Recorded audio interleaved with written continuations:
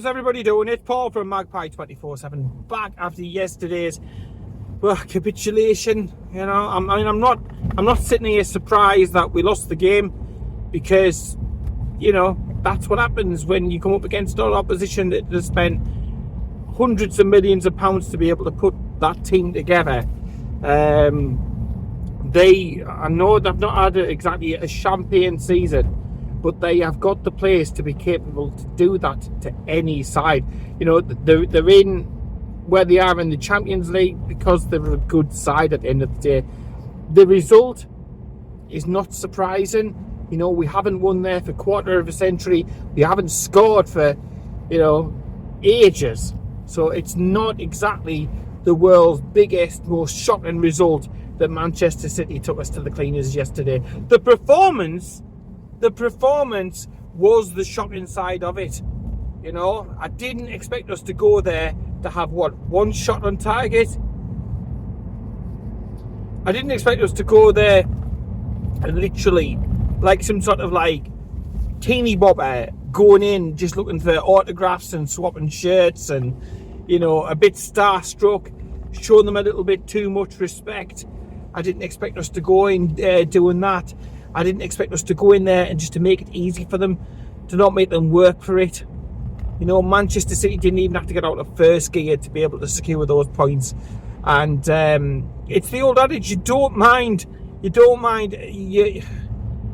I've seen Newcastle United lose a lot of times. I've seen us win, I've seen us draw, I've seen us lose a lot. I am used to seeing us lose. I am used to seeing spanners thrown in the works. I've literally probably seen it all at this point. But when you see a performance like yesterday and it was just a bit gutless and a bit spineless and a bit disjointed, we never got going, we're gifting them stuff, we didn't lay a finger on them. You know, if you go down swinging and you lose, and you can hold your hands up and say that we lost to the better side on the day, better side, you know, for the season. But, you know, this is a team that we were supposedly, if you looked at the league table, we were neck and neck with this season.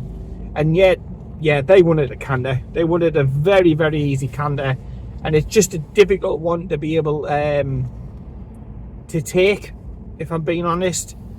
You know, again, another away end, sold out. The effort that the fans put in, the passion, the commitment, the time, the effort, the money, everything else that the fans put in. And yesterday was just a bit of an abject failure from top to bottom. I don't think anybody came out with any anybody apart from maybe Lewis Miley came out with any sort of credit, whether that be from the coaching side of it, the management side of it, whether that be from the players, the tactics, anything, you know. And I was glad in some ways, if I am to pick through and trying to get some positives out of what was an absolute shit show, but to see Eddie Howe being, you know, proactive, taking players off and taking senior players off. Sometimes I think you need to sit down, lay down a marker. That wasn't good enough. I don't care who you were. I was saying to Carl, you know, I've seen the world's best, the very best, wearing the black and white shirt. That will obviously be Alan Shearer. I've seen all sorts. I've seen great, I've seen good, I've seen indifferent, I've seen players who give the all but are limited. I've seen every spectrum of type of player. But if you're not putting the graft in, I don't care if it's for 1 game, 10 games or whatever, then you've got to have the manager from the side who says not good enough and get him off and send that signal that it doesn't matter whether you're at the very, very top or the bottom. The expectation at this club for any player who joins or who is a part of this club is the minimum expectation is you put in the effort, you work to the game plan, you listen to the manager, you put maximum effort in. Because if you're doing all of those things, we'll back you 1,000%. It really doesn't matter, you know. It really doesn't matter. The fans will give you everything. They'll be disappointed that there's defeats along the way and there's complication and there's bumps in the road as you go along. But if you put the minimums in, you've got an absolute fan base who will idolise you and worship you no matter what. But like I say, if your main players, if the players on the big books aren't doing it, to have the balls to be able to take those players off and to lay down a marker and then to say, look, I'm looking for a response from you in the next game and the next series of game going forward. It's great from a motivational point for that particular player, but it also lays down the marker and lets other players know that, you know, they're fighting for the place. And this is your worry with such a small squad. It does send out the message that there's nobody else here to replace me. I can go through the gears, perhaps I can take it a little bit easier than maybe what I showed in some games. No, doesn't work like that. There's always going to be somebody there, hungry, chomping at the bit, wanting to take your place in the team. And Lewis Miley was a perfect example of that yesterday. He come on and he done more in that second half than what everybody else probably combined did throughout the entire 90 minutes. So congratulations, well played Lewis Miley, local lad, young lad, just setting off in the game. But if you look at his CV so far and the games that he's played and the performances that he's put in consistently, regardless of who the opposition has been against, and it's a massive thumbs up. And I think he now definitely comes into the reckoning for next weekend's game. I don't imagine Joe Linton will be back in time for that game. So for that third midfielder role, that was obviously Willock started yesterday. He got to be thinking that Lewis Miley will start the next game against Nottingham Forest next weekend at St James's Park. And you know, your Brunos of the world, your Tenalis of the world know that they've, you know, this youngster, your whippersnapper, you know, he's putting in the effort, he's putting in the miles, and you've got to be able to match him and stuff like that. And I'm sure there will be a response. There will be a response next weekend. You know, a week for Eddie Howe to get into the heads, to analyse, to pick it, you know, pick the meat off the bones, and to have a much better performance next time out. You know, because all over the place, whether it was your Isaacs up front, your Trippier's at the back, you know, he's been having a bit of a renaissance. It just was not good enough, and it has to be filed under that. I thought Dan Burn here and there, Lewis Miley decent, but far too many just literally didn't show up. And I just hope this isn't a sign of you know, players distracted by a Lumen Cup final type thing, because it's small time, can't afford for it to be small time. You know, Eddie spoke recently about the fact that he wants to do things differently to last time. He's going to lock the players away from all the hype and the distraction and this, that and the other and the occasion. And oh, isn't it great that we get there? It's not just good enough just to get there now. Once you get there, it's the next important step. And for us to be able to keep hold of better players and retain players and to get into Europe and stuff, we need to be winning cup competitions, win that competition, get back into Europe, help retain some of our better players, extra games next season, the extra revenue coming in. It's so important. But players cannot be getting distracted in league games thinking about a cup final appearance that's a couple of weeks away. They've got to park that and maybe just use it as a bit of a confidence boost. So we're cup finalists, that must mean we're a good team. That means that we've beaten some other great teams, which we have. If you look on the run that we've been on in that competition, some of the teams that we've knocked out, it's an impressive CV on that front. But yeah, players cannot be getting distracted for my liking this far up, because if this continues over the next couple of weeks, then it literally it will clusterfuck the entire rest of the Premier League season up, because you can't afford for a month of iffy, dodgy results. But look, in saying that, a defeat against Manchester City, it's not really for Newcastle United going to overly change the outcome at the end of the season. If we don't get into Europe this season, it is because of games like Fulham, games you know, like your West Ham type performances and stuff. It's those games that we will look back on and think, that's where we fucked up, that's where we gone wrong. Not so much your Manchester Cities with, you know, the untold, untapped resources and potential that they've got at the fingertips and stuff. So it's crucial to say, yes, there has been issues, there has been problems and inconsistencies this year, but we showed so many times that we're capable of beating big clubs, beating big teams and doing great things. So it's just about getting into each and every game and not showing a fear, not showing a respect to your opposition. And it's to get in and to do that Eddie Howe type performance, which was not there yesterday. There was no intensity, no pressure. There was just literally nothing. It was like, after 20 minutes, I was like, oh, just leave it alone. We're dead. We're absolutely fucking dead in this game. Leave us alone. We're dead. What do you want to do? Anything else? Leave us alone type thing. We've suffered enough. But look, you go on. It's 4-0. It's as comprehensive of a victory for Manchester City as you will like. They probably could have got more if they really wanted to have done so, but they didn't. And yeah, it's not surprising. It's not surprising the 0 points. But at the end of the day, that performance was fucking shite. And I think we can all agree on that. So hopefully it is just a little bit of a blip, a speed bump on, the road towards Wembley and stuff like that. But bigger, they've got to be looking at the rest of this Premier League campaign and thinking, look, we are still well placed in the league. If we get our act together, we could be winning 1 cup, 2 cups, and getting even in, to the top 6 and qualifying through the league side of it as well. We've really got to push on. The aim is to be number 1.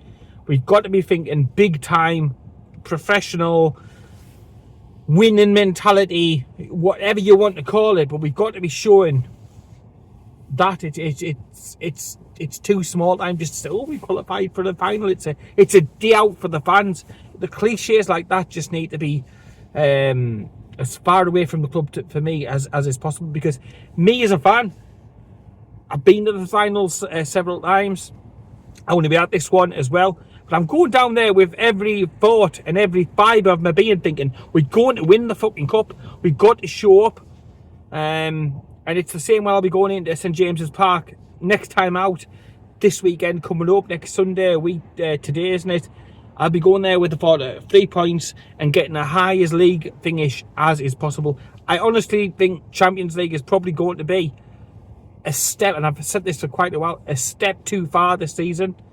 But, top 6 has definitely got to be the aim. Because season in, season out, if you want to keep your better players, and if you want to be building rather than having to sell and get rid of players and knocking the building down to rebuild and all that sort of thing, then we've got to be getting European football consistently, campaign after campaign.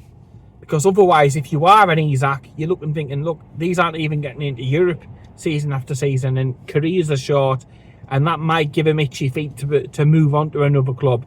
Not for 75 million. I'd like to add that one. Some absolutely comical shite written by some of the journalists, isn't there? Linking Isaac with cut price moves to £100 million a year, 75 million there. Absolute shit. Absolute, just literally made up journalistic dog shit to fill up column inches and to get your clicks and stuff like that. It's not real. It's not real. It makes no business sense whatsoever, but that's by the by. I'm hopeful that we can finish in a European place this season, win 1 or 2 cups, and just show the players that there is the ambition. It's going to be a busy summer this summer. It has to be, after several windows of no activity of any real note whatsoever.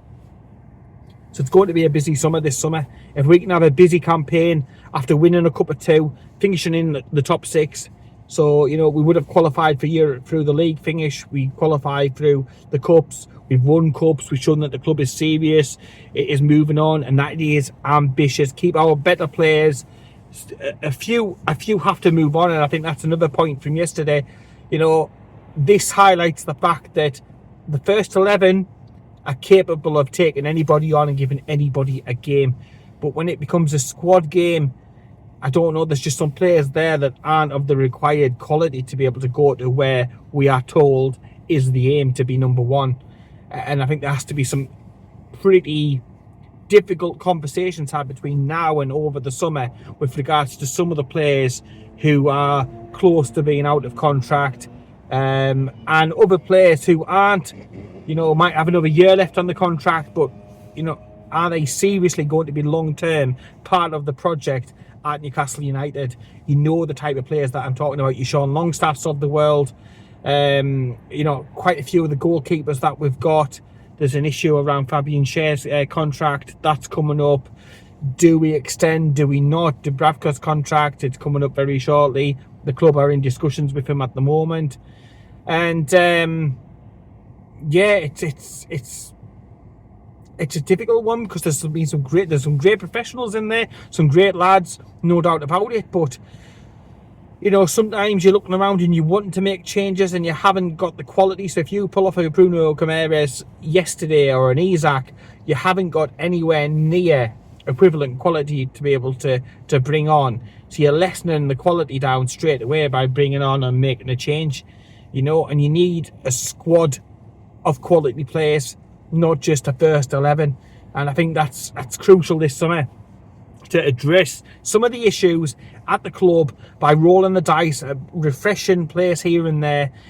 And that word of stagnation comes back up time and time again this season because of the inconsistent periods that we've gone through over the course of this campaign. There's been some excellent stuff. There's been some great memories, some great moments, but there's also been issues of stagnation, same old same faces. You know, you're asking the same answers to the same questions. You've not come up with a different answer.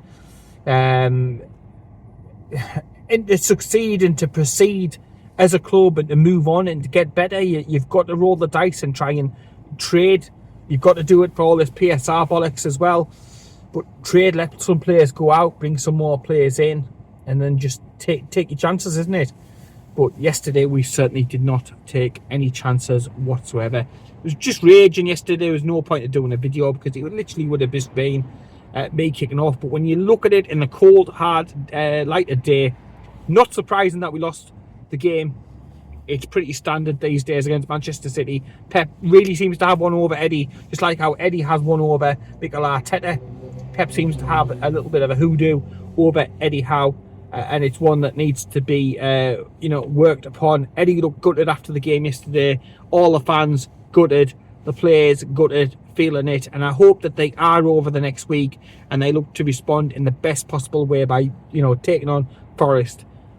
There's quite a few Newcastle United connections in there. We all remember what happened with the Wood thing. We can't afford another repeat, and we need to get some positivity about the place and consistency as we go on, racking and stacking the points up, consistently pushing up into the league, securing our place in the top six, and getting you confidence and momentum that it brings week by week ahead of the cup final.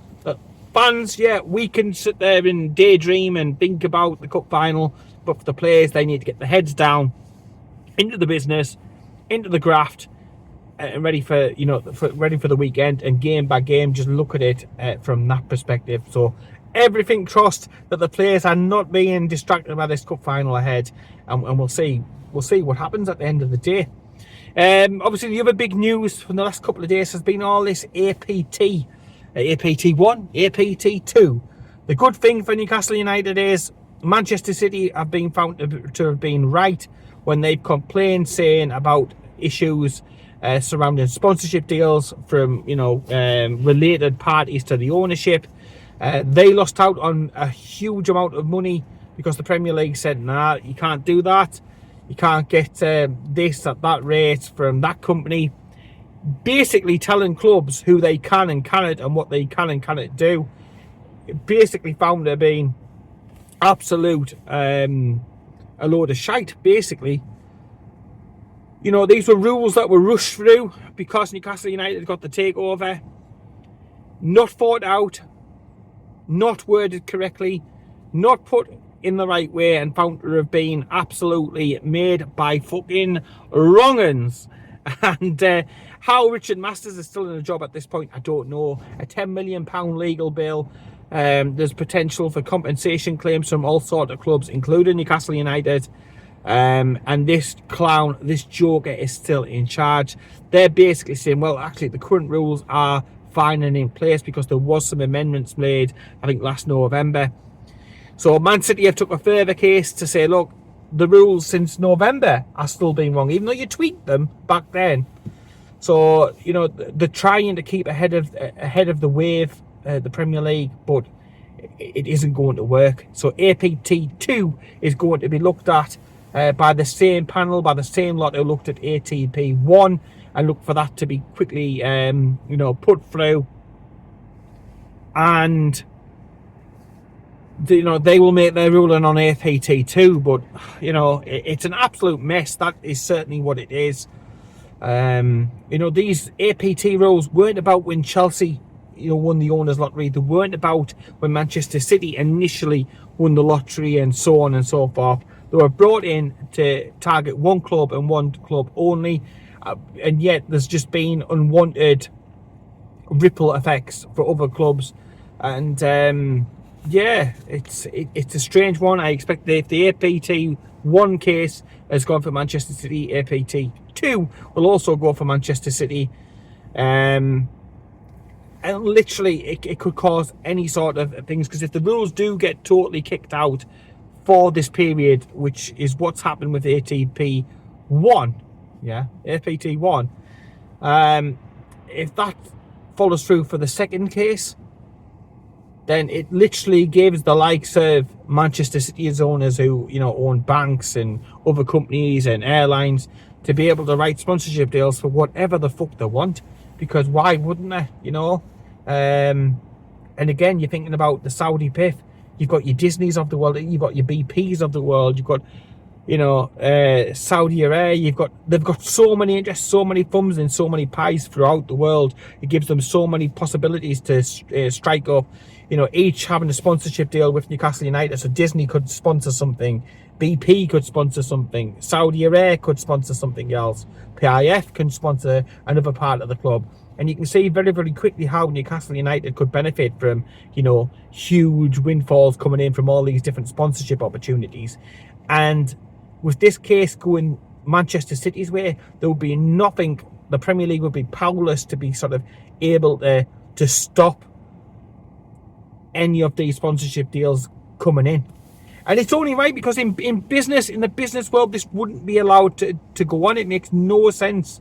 It makes no sense to limit the money that's coming into a business at all. You want to maximise it and open it and to sort of wring out every possible opportunity. So it's absolute fucking lunacy what the Premier League are trying to do. And it's all basically just to stop Newcastle United. It's like one man's vendetta. And that one man, he needs literally to be removed. He gets paid all the money that he does. He's took a product that was flourishing and doing well and never needed these rules, and he brought in these unwanted and these unnecessary rules, and he's actually damaging his own product. He's making it poorer. The wages and stuff like that, he'll be causing the wages to go down. The transfer fees that are getting spent, they're going down. Your transfer windows aren't what they used to be, because the money isn't in the game. Because literally clubs are petrified of spending money in case they fail PSR, FFP, or whatever you want to call it. They are absolutely shitting bricks. They don't want the points deductions, they don't want the fines, they don't want the uncertainty, they don't want a possible relegation based upon just trying to sign players and to better yourself, So the rules need to be binned. It needs to go back to how it used to be. And then take it from there. But how Richard Masters is still in employment as I record this on the Sunday, I do not know. A legal bill of over £10 million. Goodness knows how much compensation it's going to cost the Premier League. And it's a joke. It's absolutely an utter fucking joke. All just to protect the cartel, the establishment, the gentleman's club that he is overseeing as Red Cartel. It needs disbanding. It needs gotten rid of. I just, like I say, I can't personally stand Richard Masters. I can't stand what he's done. The dragging his heels over the takeover in the first place. It's disgusting. But why he tries to persevere and keep pushing these rules that the league does not need. It's never been an issue. All you're doing is trying to limit spending which is allowing other leagues like, you know, your Spanish leagues and your Italian leagues to be able to catch up. You know, we need to be making hay while the sun is shining and not giving other competitions and teams and clubs the opportunity to close the gap on the Premier League clubs. You know, it's, again, it comes back, it's just lunacy. Absolute fucking lunacy. So let me know what you think down below about the whole APT 1 and 2 case and how that's going to go, how you see that playing out. Should Richard Matters should he still even be in a fucking job? Let's face the facts, he's on a lot of money and I can't really see what the fuck for, to be honest. He's useless. So you let me know about that down below. How are you feeling about the Manchester City game the day after? I've tried to let it just simmer down a little bit. But obviously it hurts, it's gutting, it's raw still. But in the bigger scheme of things, there's a hugely important, crucial game coming up against Nottingham Forest, close to us in the league. So it's a massive, massive game, home advantage, and we have to take care of that, and we need to force through the fact that it is home advantage. It will be a difficult game against a good Nottingham Forest side. I know they didn't strike gold yesterday as well, but I take nothing away from them. They've had a great season and they've got some really, really good players, some of which we know very, very well. I'll leave it there for the time being because I've rabbited on for a little bit too much. But yes, subscribe to Magpie 24/7, and also if you can look out for our other friends of the channel as well. I'll put the links down below also, but Magpie Ultras, if you could give them a subscribe also, I would appreciate that. And of course the Magnificent Mags as well, give them a click, give them a follow across all of your social media accounts, your YouTube, your Twitter or X or whatever they want to call it, Facebook. Massively appreciate that. We're trying to help out as many people as we can in the Newcastle United community, so thank you very much for that. Thank you also for supporting Magpie 24/7. Hit the like, hit the subscribe button. We're trying to get the numbers up on the YouTube side of it, so it is massively appreciated. It does help us, and it helps us out as well with the old algorithm. Don't pretend I understand it, but anything that helps the channel out is absolutely great. And yeah, I'll leave it there. So keep an eye out for the channel for other content coming in over the course of the next week or so. We've got quite a few videos coming up really soon, and I'm also been talking to a certain Hugo Viana recently, so hopefully going to get some stuff off him very shortly. He's obviously making the return, isn't he, back to England, back to Manchester City, doing all the old corporate stuff these days. Hugo Viana, obviously once Newcastle United player. We all remember the nights in the Champions League and stuff like that, the goal that he scored over in Holland, don't we? So yeah, working on stuff, so your support is so appreciated. Gonna get home now. In the meantime, take care, keep it tuned, and I'll speak to you later.